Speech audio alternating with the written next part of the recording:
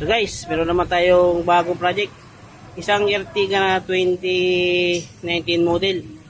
Issue guys ay nabulok na yung kanyang cruise member. Sa sobrang kabulukan na ng cruise member, humiwalay na yung kanyang kanay, suspension doon sa cruise member. Pakita ko sa inyo guys.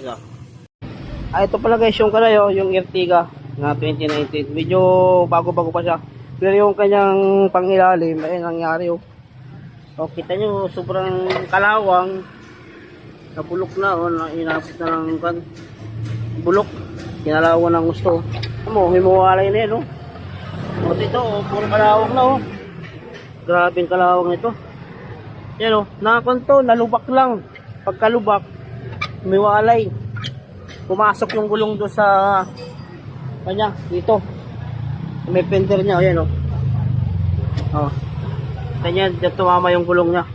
Tama yung gulong, Puro tama, ayan, yung kanyang gulong, tumama doon sa fender niya. Ayun, mga kalawag na, dami yung sa ito guys, umusog yung kanyang fender line, itong fender niya.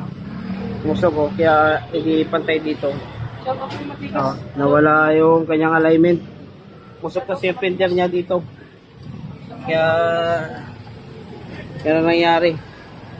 Kanina nakapasok yung gulong niyan dyan sa fender, lubog dito.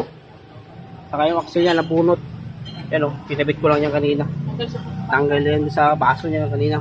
Pinabit ko lang. Yan guys, yung nangyari dyan. Ganyan talaga pag medyo malapit sa tabi dagat.